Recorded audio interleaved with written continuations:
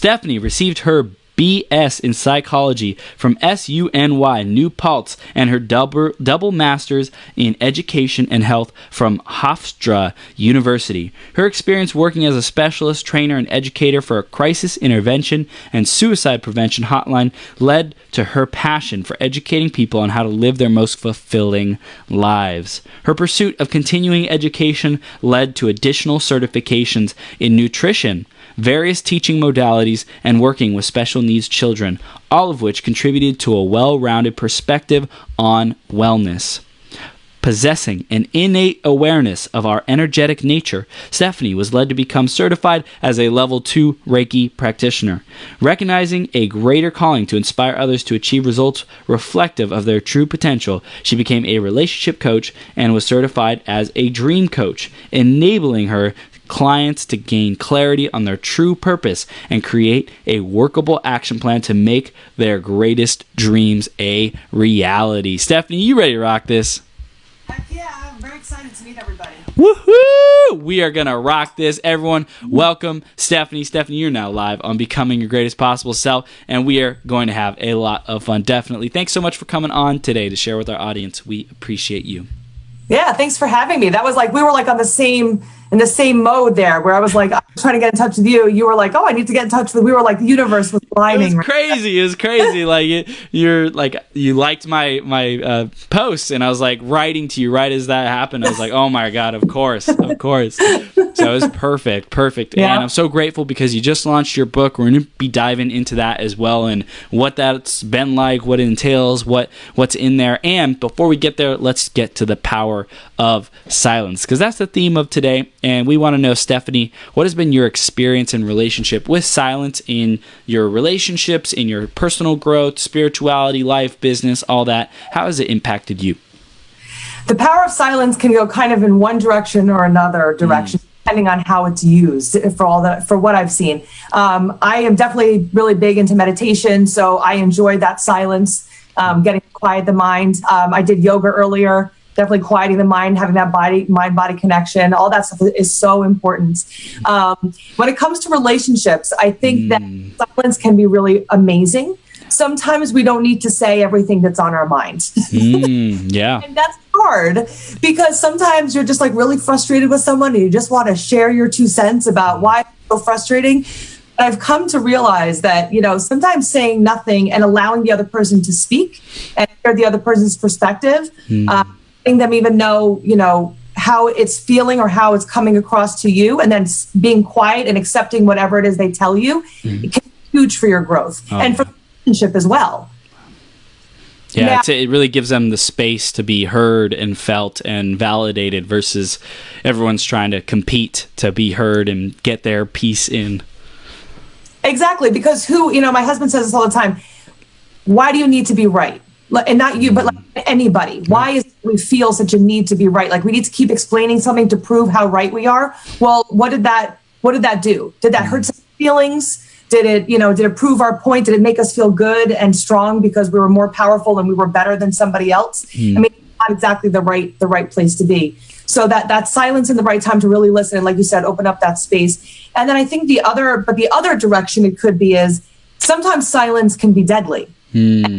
We're talking about the book and things like that. There are times where we need to speak up, where quiet and saying nothing is the wrong answer. So really learning when is the right time. It's a balance. Yeah. And there are times where you should be silent, and there are times when you need to speak up. I love that, because nobody today has been like, oh, there's a negative side to silence. It's like with everything, there's a strength and a weakness. And in today's culture, a lot of people are so silent that, they don't get heard. They don't get felt. They just keep getting abused by whatever it is, whatever situation they're in.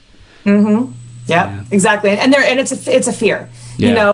What are people going to say about me? What does this mean about who I am as a person? There's all these things of why people are afraid and they keep their voices silent. And I think so often we're taught as a culture to not stand out and not be the shining bright star that we can be. And we're kind of told to like sink in and to be on the quieter side. So when people really stand out and are, a little bit more, rambunctious, or, they're sure of themselves or whatever, that can come across to some people as, they're showing off. They're not used to people being like that. So there's definitely that good and bad, and yin and yang with everything. I mean, there is always a balance. Yes, absolutely. Absolutely. So I love it. We're going super deep. This is great stuff right off the bat. Stephanie, I knew this was going to be a blast with you. Last one was so much fun. And, let's dive in for everyone who's just joining us to what you're working on today. You just launched a book. You can tell us about that a little bit and just who you are more.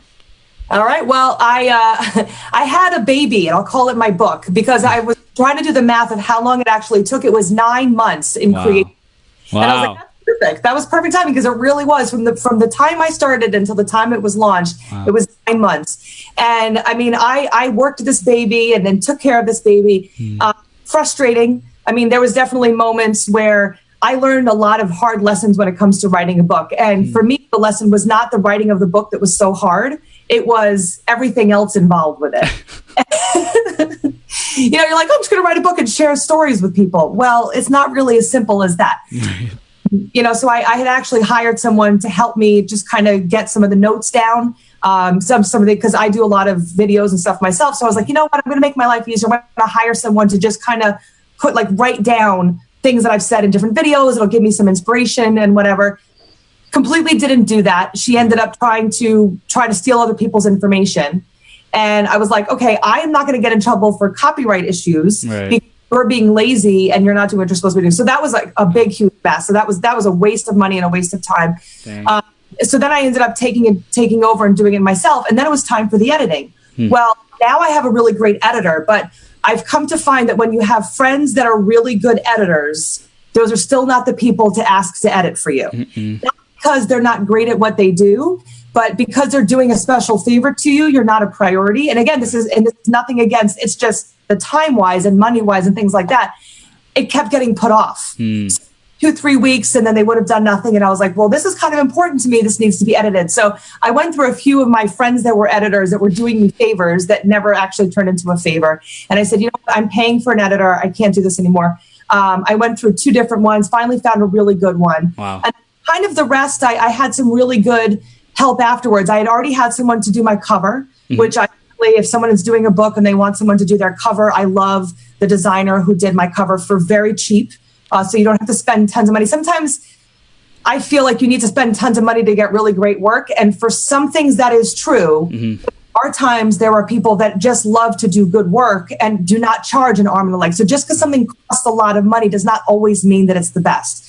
So the person I did the cover, and I had someone that wanted to charge me almost $1,000 to do the cover. It's not even close to what I paid. And the cover is amazing. Yeah.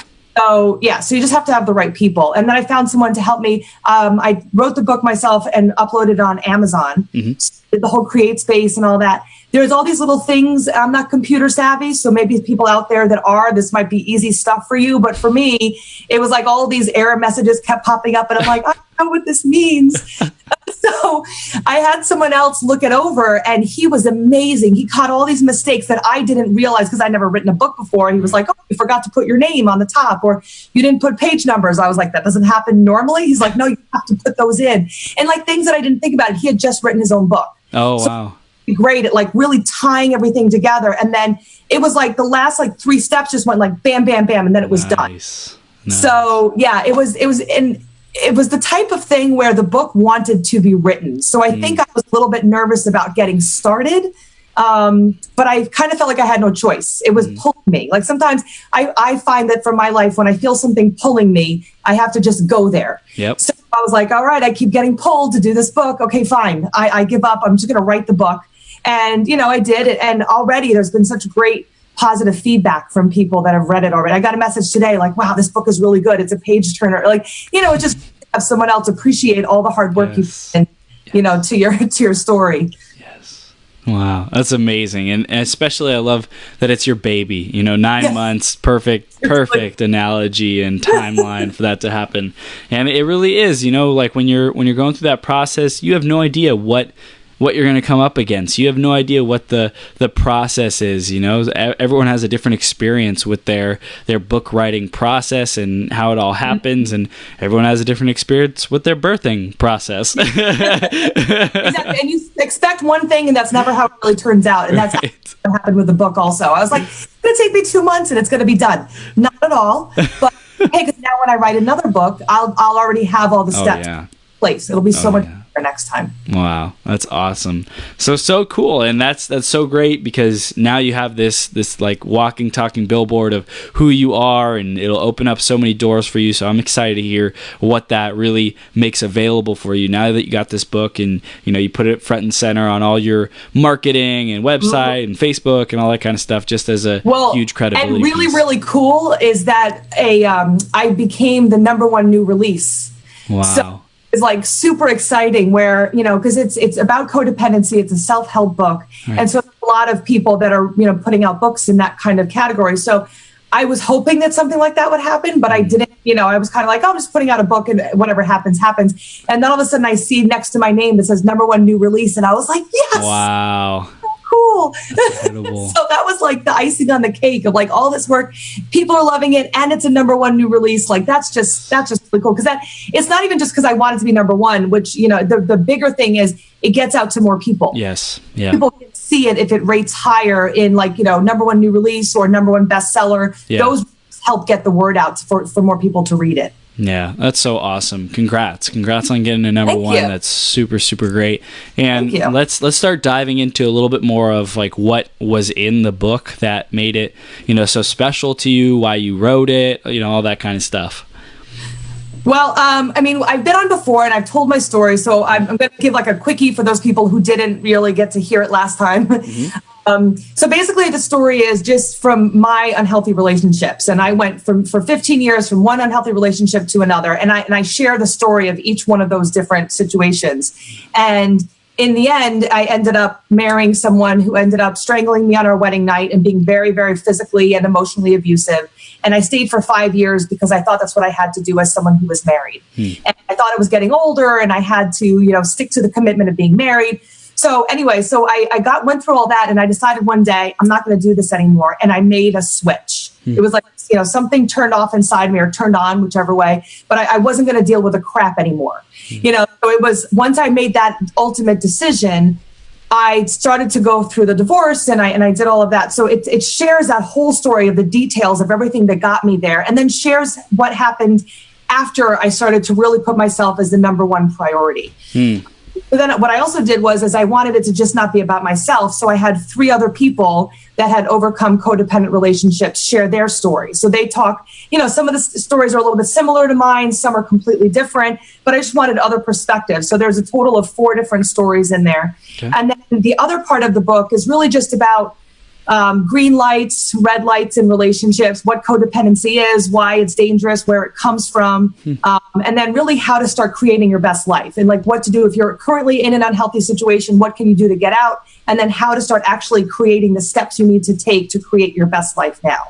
So, the whole idea of it is to inspire, motivate, and then give some tips so that people kind of have all the different pieces that they need, whether or not they can get coaching. But, I'm hoping that at the very least, if they're in this unhealthy relationship, they will start with therapy. And therapy, like for me as a coach, I come in after the therapy happens, after they've figured out what's going on and whatever. Okay, now they're ready to create their best life. Okay, now I can help you because I can give a little bit more direction because I've seen it.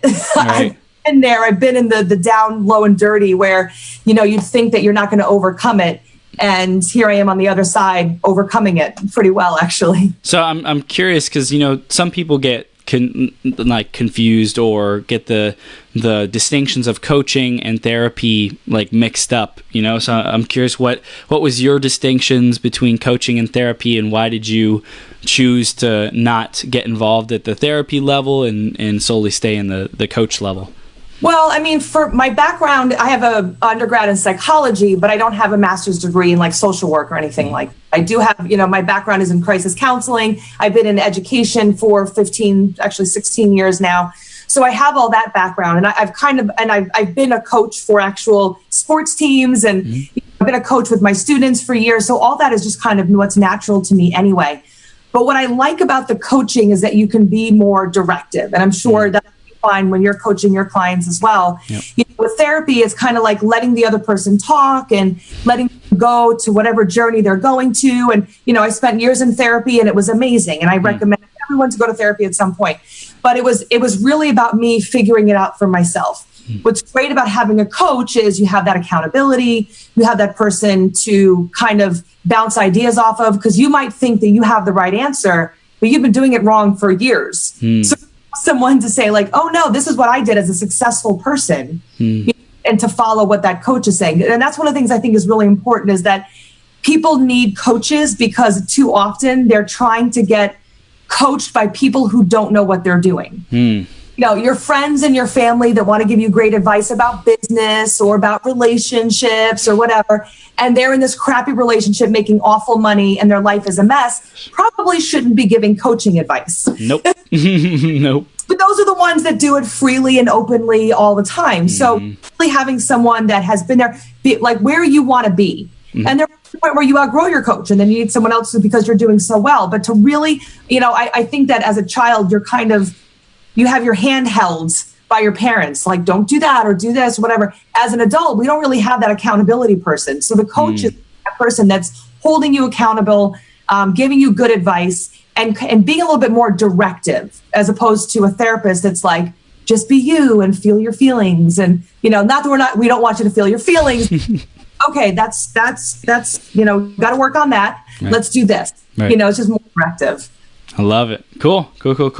And then as far as getting into the content of the book, the framework of the book, you know, what, after these stories, because you kind of filled us in on the stories, what do we expect? What's the process to go through to understand ourselves through codependency? You know, what do we need to know as the book progresses, kind of thing?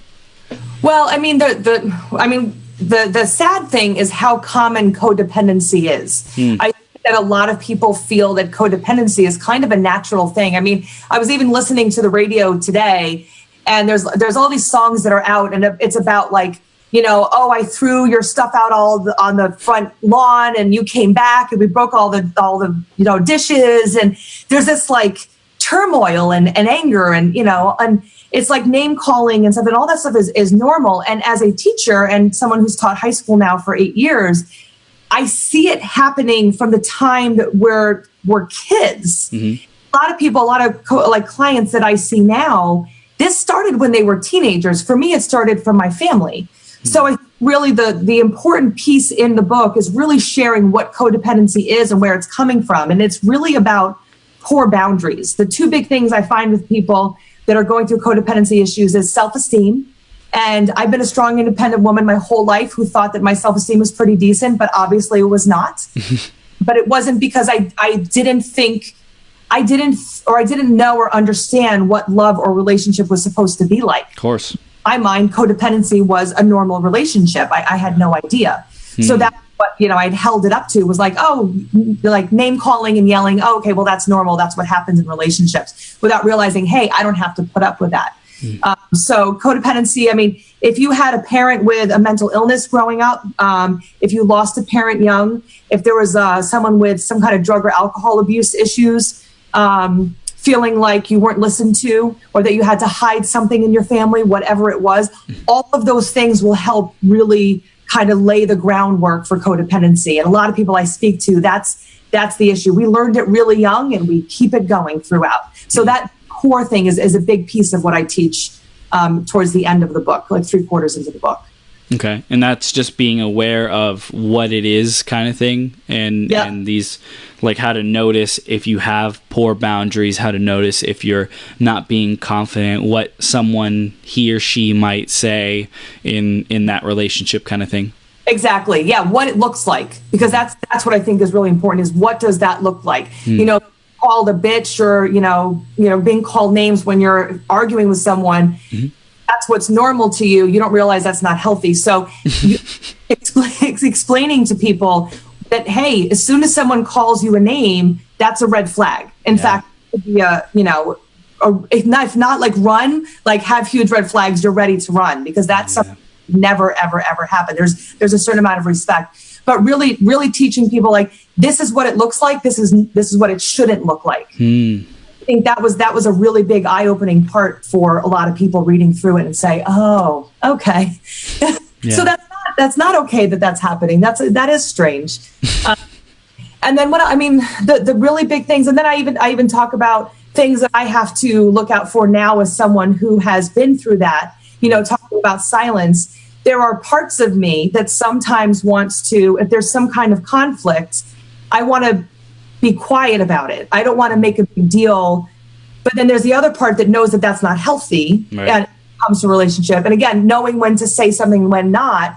But sometimes that pendulum swings. So as you're learning and you're relearning healthy boundaries, because again, one of the things I talk about is the boundaries of saying you need to learn how to tell people what is not good for you or what is not working for you.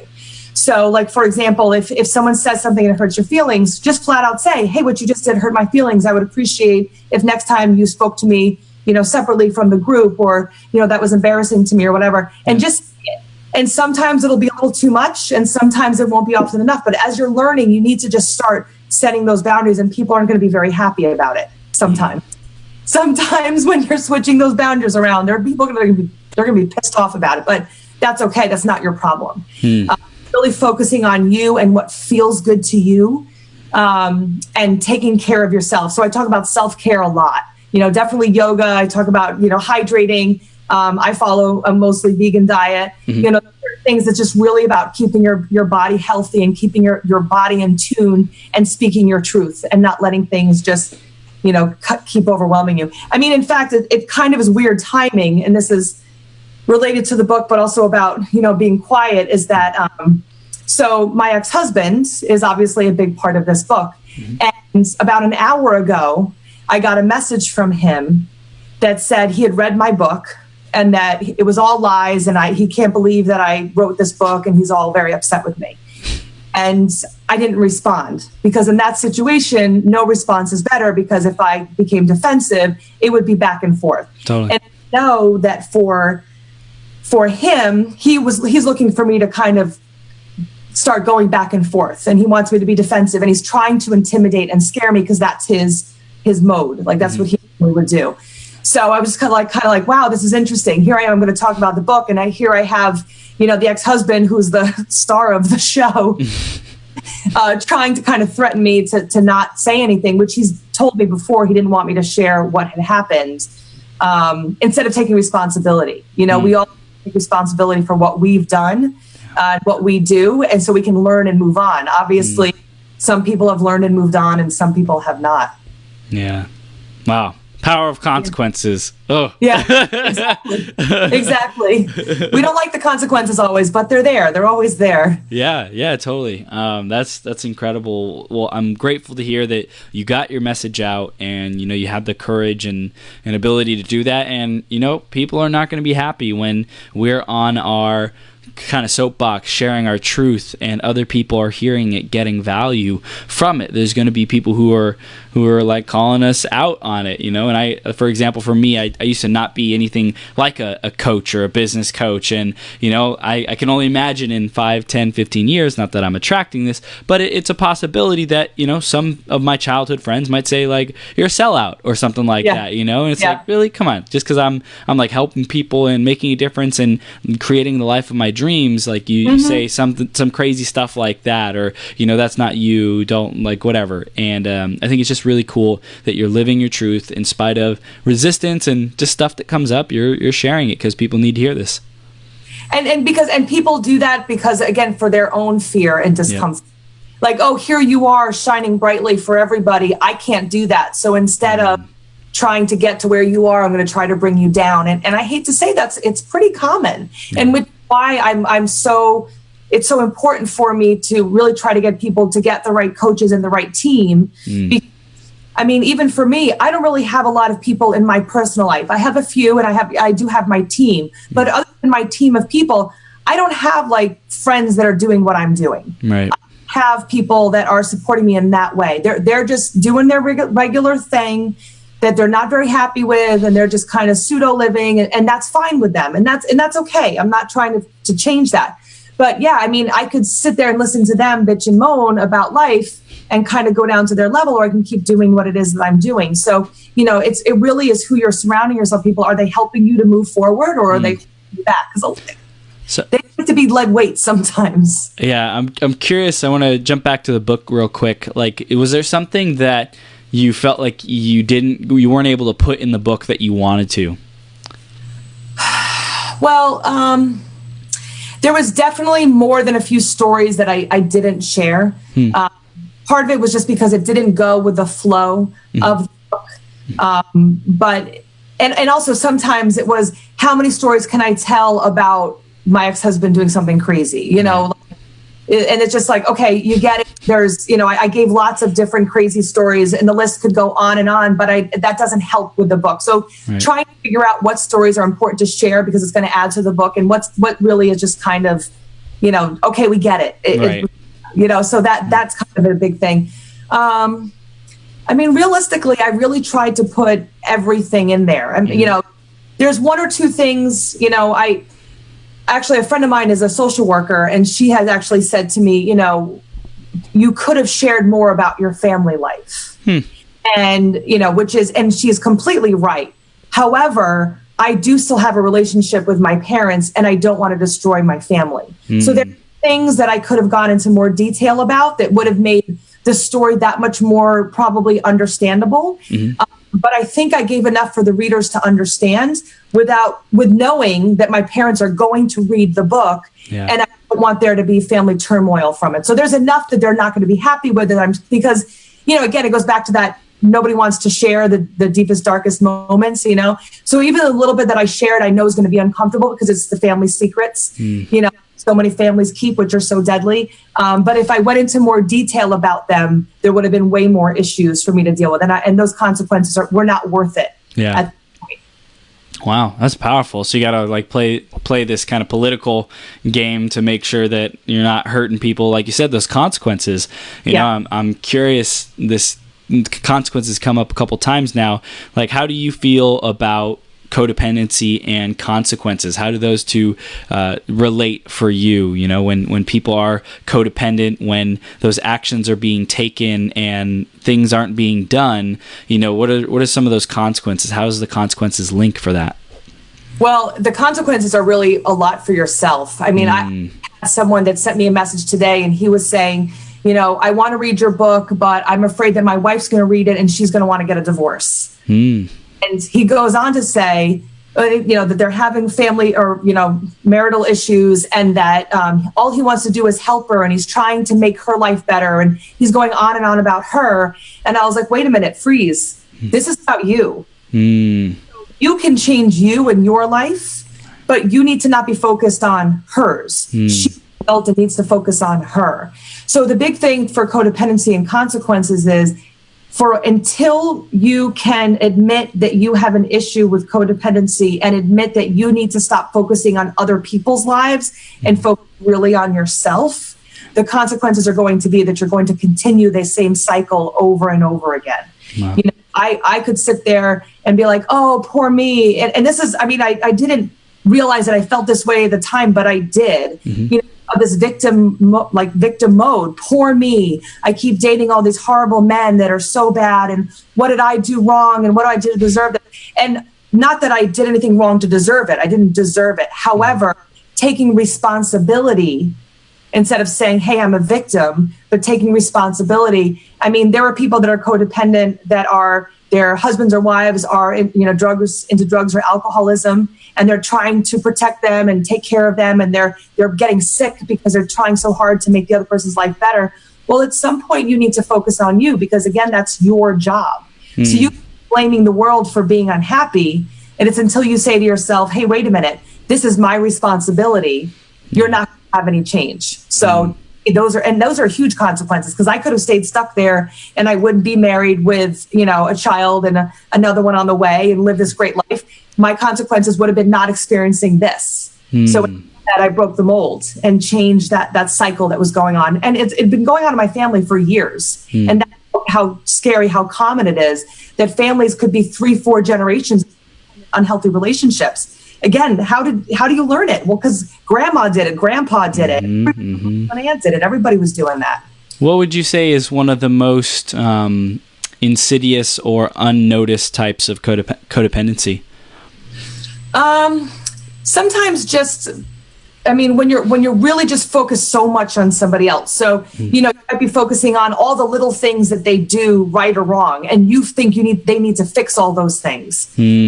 Something, something is simple. When you're in a relationship, you can be annoyed at someone for putting the dishes the wrong way. There's a right way and a wrong way to put the dishes in the dishwasher, or the toilet paper needs to go a certain way.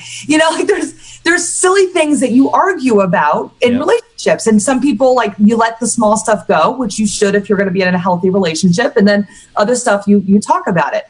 But, the insidious things are the ones of well, hey, when you were out, you were talking too much. You really shouldn't do that. Or, and really trying to keep focusing on the other person, even if they're not doing anything horrible. They're not making you feel bad. They're not doing anything to you. But you feel like it's your job to fix and poke and prod and make them into, the best version of them in your mind. Mm-hmm. And again, that's not your job.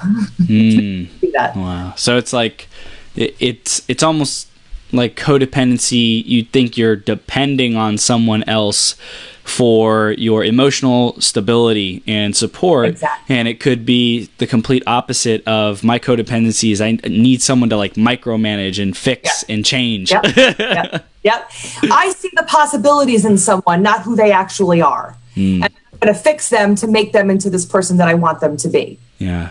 Wow. That's powerful.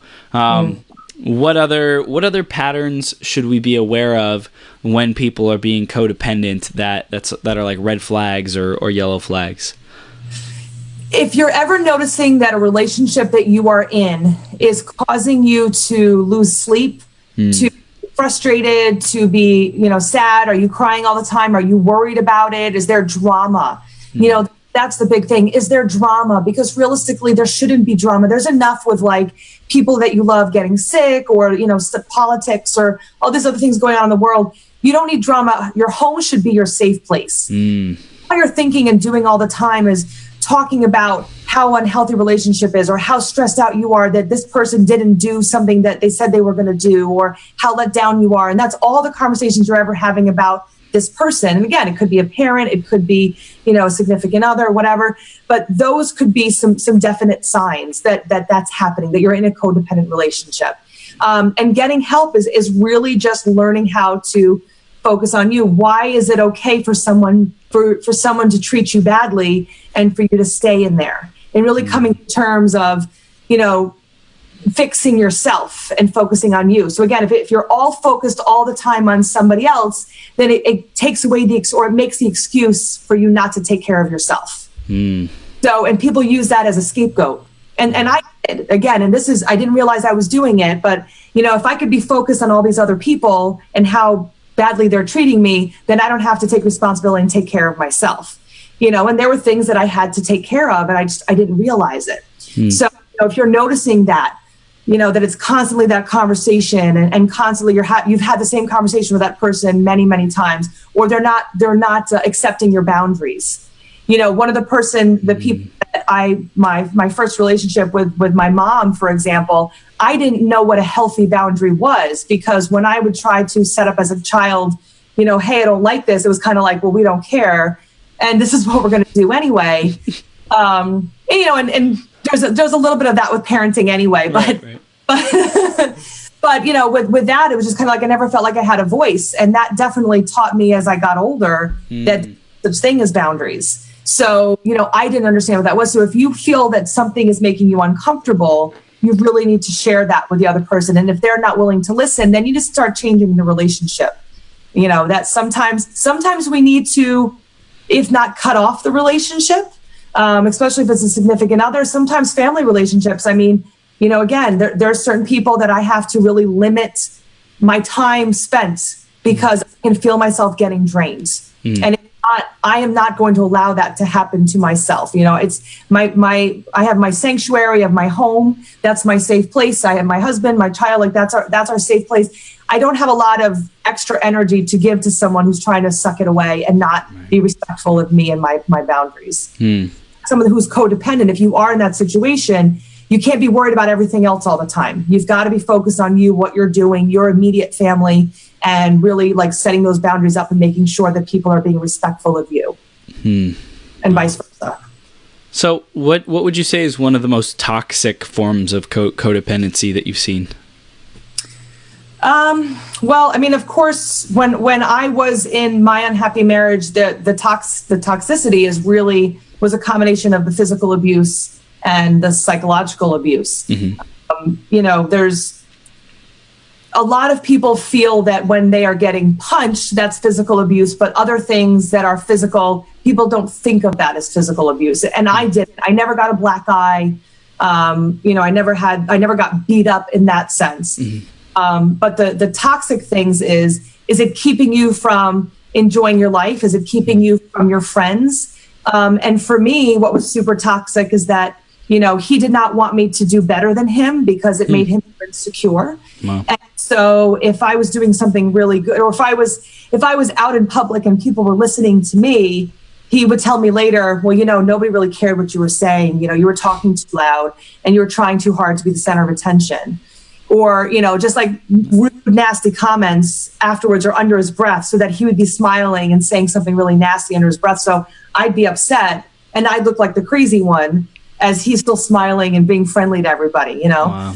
Or, getting yelled at the whole car ride home because I had said something that he didn't like at the party we were at. So it was like hours later and and sometimes days worth of being yelled at. And you're like, okay, like 3 days because you didn't like something I said to someone. Okay. But the physical stuff of like, I was being spit on, I was pushed. I was, there were times where I would hide in my room as he tried to bang down the door, having the lights being turned on in the middle of the night or the sheets pulled off of you to try to keep you from sleeping. Control tactic. I was spending less and less time with friends. So that control of, who you're going to hang out with. But, there's a lot of times that people that are codependent end up with people that are narcissists, and narcissists are people that kind of just don't even have, it's not about anybody else but themselves. And it can be like narcissist. It's pretty similar to someone with borderline personality disorder. I mean, it's really all about them and they don't really care. It's like you're not a person. It's about them and how they are. So codependents and narcissists, for some reason, are attracted a lot to each other. Because codependents tend to be really sweet, nice people that want to help everybody, which is a nice thing. Again, not good for relationships, but it's a nice thing. And narcissists want to take advantage and take over the relationship. So that kind of relationship is really toxic because of the abuse that goes on, the mental and the physical abuse that happens so frequently. So there's a lot of work to be done in this area of codependency, and lots of relationships, lots of people suffering from it. What do you see as some major milestones for the movement and the awareness, and just people having healthier relationships and getting over codependency? Well, I love the fact that the Me Too movement has become, has been popular. We're sharing about, sexual abuse that's happened and things like that. It's just another facet of things that people don't talk about when it comes to abuse. And I think that women in general need to have more empowerment. They need to feel more like they have a voice. So I think, like, for me, in my future, I'm looking to hold some more women's empowerment groups and to have women just feel much more strong in themselves and feel empowered to be able to make decisions and do things on their own. So I think that's a really huge one. And I think that, and men as well. I think that men need to, it's been this weird thing for guys, and tell me how you feel as a guy in, similar age group. But for a long time, men were kind of taught, like, you need to be this way. And, of course. Now it's kind of going in a different direction. And I think that men, this isn't an excuse, but I think sometimes men are not really sure what to do. Like, as a guy, what am I supposed to do? Like, do I need to be tough and strong and pushy and whatever, or if I'm called names if I'm too weak and I'm not masculine enough. So like that's got to be hard. Tell me what you think about that from a guy's perspective. Yeah, totally. I think for me personally, I noticed my dad was very like strong and powerful when I was growing up, so I felt like I was kind of smaller and weaker and powerless and not strong like him. And so my whole life I was trying to prove that I was strong, which created this kind of like weakness in me, because like my desire to be strong was so strong, but it was like a desperation that it created weakness in other areas, like not being able to be responsible, being codependent on my parents in lots of ways, because I was like trying to be the tough guy and I can do anything and I can take care of myself, I don't need you.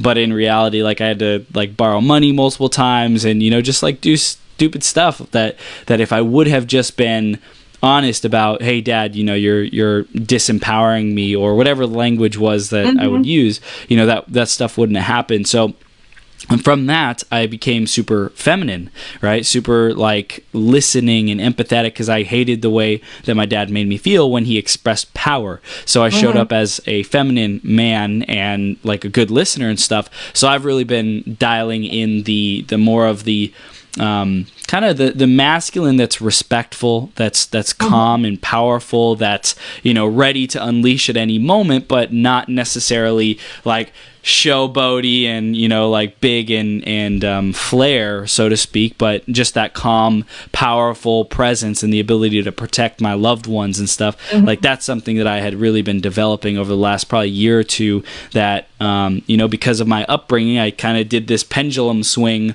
of growing up. Yeah, and I I'm thinking, as you're saying that, I'm thinking my mom was always someone that was just kind of like, hey, what do people think? They're constantly being worried about, saying really what was on her mind and really meek and all these different things, and being upset and angry, and then maybe blowing up sometimes, but really very often just kind of not saying anything about, like, to my dad about feelings that she was having or things like that, and feeling very powerless. And I think that is especially the women of my mom's generation. I think there is this huge feeling of taking care of everybody else, and you kind of look bad. And I think that when you look bad, but you look bad to other people if you're not putting your family first, that you have to take care of your family and that you're not really that important.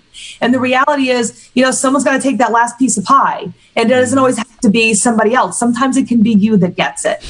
But I think it's too often like, it's this victim mode that so many women were taught. So like the ability to speak what's on your mind. And I think that was definitely something that I've gotten so much better at, is being able to say like, hey, this is what I'm feeling and this is what I expect. Because again, that boundary wasn't there before. A lot of women didn't learn that.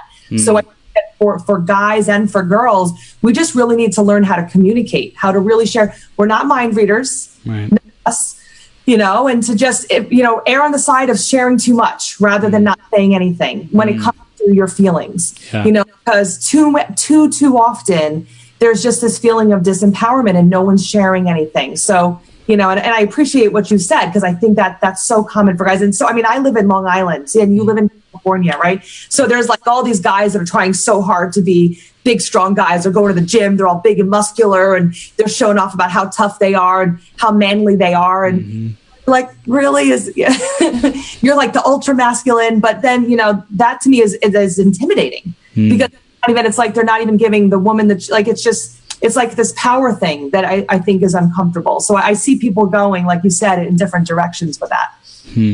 Wow.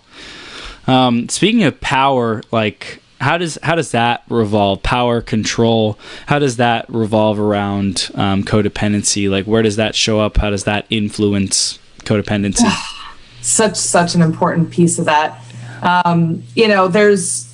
There's a loss of control, or you feel, and again, there's that victimhood that goes on when you are codependent, when it's the other person that is taking the power from you. Because that power is there within you, but you're kind of allowing it to be taken from you. Right. And, and not purposefully, but sometimes because, you really just kind of want to make everything quieted down and you don't want to cause a big scene. So you just kind of keep letting more and more power being taken away. But like for my ex-husband, the power thing was huge. I mean, yelling and screaming was to make me cower down and not fight back, to be scared.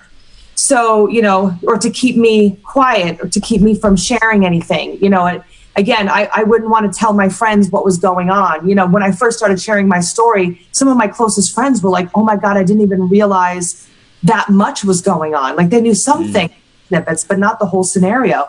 And that it was good. He was good at being able to manipulate and have that power over me for me to be scared enough to not say anything. So I mean, that is, it's a scary issue. And what's weird, and I just was thinking of this as I was talking, but I think there's a little bit of, at least for me, when you're trying so hard to help the other person, it's like you're trying to hold on to some kind of power. Like you have the power to fix this person.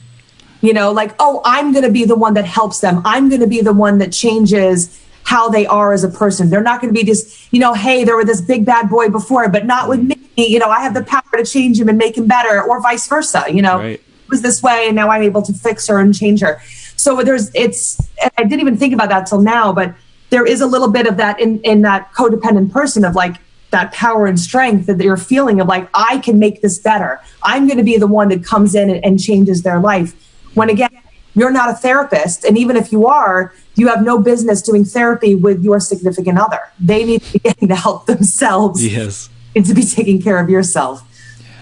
Yeah. Wow. Yeah, that's incredible, because with the power, what I see is like it getting to our head of what we need to do. Like, I need to be this, I need to be that, I need to show up to nurture. Like, I need to be in control of the nurturing to heal this person. A lot of, you know, light workers, so to speak, have a complex that they need to heal everyone and save everyone, usually at the detriment of themselves.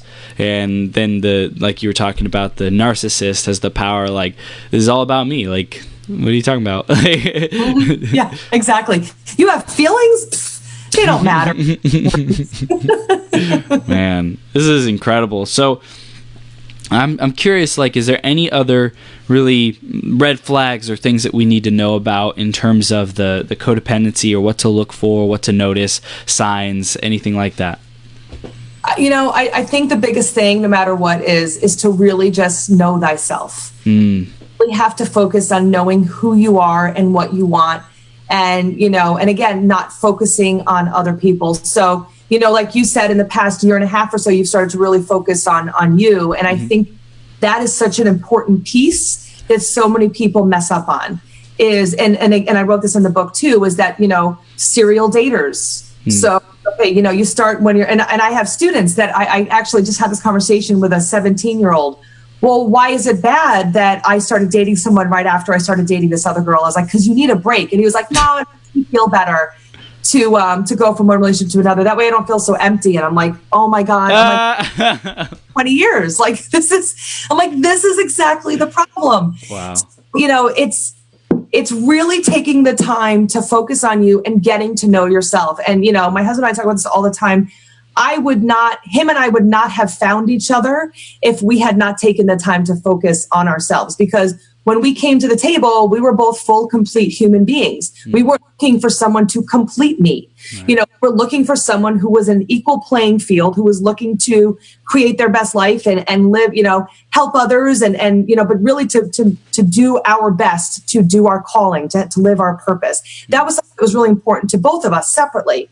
So we came together, and then things just started just like, you know, moving and shaking in the right direction. And it was just like this instant connection because we were already going in the right direction. Too often, you know, people are like, oh, well, I stayed with this person because of the kids, or I stayed with, you know, you know, so often I hear women say, oh, well, I needed a place to live, so I just moved in with my boyfriend. Well, you just met each other. Maybe you should move right into the next guy that comes around and shows attention. You know, so there needs to be time in between so you can work on you. Because if you don't take that time, you're going to get into the same trap every single time. I mean, there's no way. I have not seen healthy relationships by people that are just cycling through, like they're just like one relationship, two relationships, three relationships, you know, like take a year off in between, figure out who you are. What do you like? Do you want to go skydiving? Do you want to travel? Do you want to, learn a new language? Not what the other person wants to do, but really what you want to do, and just live and be happy being single. Because if you really do that, you'll be really happy single. And if you finally meet someone, they'll enhance your life as opposed to making your life better necessarily, because your life's going to already be so great. So when you find and attract the right person, that's going to be a much healthier person. Because before, I was attracting the same old. So I think that if that's something that people can walk away with and just keep themselves, I don't need to fill a void. As soon as you're trying to fill a void, you're coming from a place of lack. And that's never going to be a healthy situation for anybody. That self-care, self-love. I'm so grateful that it's like a movement, it's almost coming to the point where so many people are talking about it that people are like kind of tuning out and desensitized to it. But I think it's still so relevant and important that, like take care of ourselves and fill ourselves up. And I was talking about silence in the last, we're talking about silence all day today, but more specifically to give ourselves that space of silence so that we can be available for love, because we give ourselves the love. We hear the BS and the chatter and the noise in our head. We start to learn to let it go and detach from it. And that'll create space for us to be present with ourselves and love ourselves so that it overflows and we're able to share that with others. If you don't want to hang out with yourself, then someone else want to. It's one of those things where I say, like, if you're not comfortable being with just you, then you're not going to be comfortable around other people. No one's going to ever fill that void for you. So learn how to be quiet. I mean, I start every day by thinking about what I'm going to do for that day. I envision the day. And then I will do a meditation, at least 10 to 15 minutes, longer if I can, but just sitting in silence and reconnecting and really figuring out, like, okay, breathing, what am I happy for? What am I grateful for? And that to me is just really such an important thing. And to sit in silence and appreciate it is great, because it gets your mind, it's easier for me to think the rest of the day. It's that time in the beginning to reconnect with myself. I need that time for myself. It's a healthy place for me. And realistically, most people, we need that time to reconnect so that we can go and be better human beings later on. Yeah, and I was saying earlier, like, if you can't afford to give yourself that 10, 15 minutes in the morning, and you're like, I have to take care of the kids, I have to get up early, I have to run to work, I have to, like, then you are out of control. You have no power. You are a victim, and your life will continue like slipping through your fingers more and more and more until you have a freaking meltdown. Exactly. Yep. Years go by and then you've never found that happiness. And learning to love yourself, love the moment, love the journey. It's the flow. They talk about in yoga all the time, it's the flow. And sometimes the flow, it kind of can do this little wave sometimes. And, sometimes it's a little bit more even, but there is a flow, and just accepting it and being comfortable with it and allowing it to kind of wash over you and knowing that it's always changing. But, focusing on your love and love and gratitude you're sharing. If you can't love yourself, you can't share that with the world. And that, same thing, just got to go with the flow, accept and love, and you'll get there. Yeah, 100%. Oh my gosh, I love this. So Stephanie, we're beginning to wrap up now. We're having a lot of fun. Thank you for sharing all this wisdom on codependency. Is there any other really important things that you wanted to share about, or let our audience know about codependency, your mission, what you're up to, what you're creating, or anything like that before we go? Well, I mean, if there's anybody that needs, to talk to someone, I have no problem, jumping on a phone call and chatting with someone, free call. I mean, don't worry about it. I'm not going to pressure you into anything. I know what it's like to be on the other side, and sometimes just be like, is this normal? What should I do at this point? And just kind of have someone that can think from, outside of the box of where you're at and kind of to help you through. But the big thing, I'm going to be doing some speaking events over the summer, or some book signings and things like that. So that's going to be, keep an eye out for me, and, definitely join one of my groups. I have a free group with the name of my book, Being Loved Shouldn't Hurt. It's private. So you can definitely join any of that stuff. But I mean, just keep focusing on you. For me, what I love about coaching is that I get to help people be their best selves. To me, that helps the world. So if you can be your best self, because I know that I was living like a half-life before. I wasn't living. I was playing I was playing low. I was, not living my best self, and I was not achieving, I'd be sitting there watching television for hours at a time because I just didn't know what to do with myself. Now I don't even turn on my television because I have no time because I'm doing so many other things. Yeah. I don't watch shows. I don't even know what that is because I don't have the time for that, because there's just not enough time in the day to do all the amazing, wonderful things I want to do. But have this vision. And the vision really is to help bring up as many people as I possibly can, because for each person that you help live their purpose, that's that one more person doing something better for the world as well. So we're all helping humanity by being happy. Being miserable does not help humanity at all. 100%. Yeah. So like, if you're tired of things, if you're not happy with the way things are, well, there's a big mirror there. So what can you do about it? And what, are you living your best self? No. Okay. Well then, it's time to start working on it. And who do you have to help you create that? And, so to me, really just focusing on creating your best self, and any way that I can help. I definitely have some a 6-week coaching group coming up, and one-on-one coaching, and all these different things. But it's going to get exciting because there's all these things coming up, and I'm pregnant. So I'm due in October. Woohoo! Yeah. I'm having a girl, so I'll have a 2-year-old, almost 3-year-old son, and a new baby in October. And I kind of laugh because I'm like juggling all these things. It's like, let's throw a baby in the mix of all this crazy fun stuff. But you know what? That's what life is. It's about the journey. And I'm kind of like, oh, this is fun. Let's see what happens. I love it. Just taking the leap. I see you just taking the leap, trusting that it's all working out perfectly and that you're enough, you're capable, you got your husband, you got your faith in yourself, and together, like, you can overcome anything. So I really, really acknowledge you for the work that you've done on yourself, Stephanie. It's amazing that you've gone transformed, transform your life, complete 180 degrees. And thank you for creating this message for these women and men out there who need to hear it, who are desperate, who are hungry, who are starving to hear a source of inspiration, a resource. How do I do it? What do I do next? And thank you for putting it into a book and putting it into a form where they can consume it and really get it. So thank you for the work that you do. You're welcome. We're not alone. There's a lot of us that have been through this. So to just know there's somebody else out there who can appreciate and understand where you've come from is very helpful, especially when you're down in the dark in some moments. Yeah. We're not alone. I love this. We're in this together. And hey, everyone, definitely follow Stephanie. You get her book, Being Loved Shouldn't Hurt, and stay connected with her because she's a superstar and super inspirational. And Stephanie, have the best day ever, okay? Bye. Thank you. See you soon.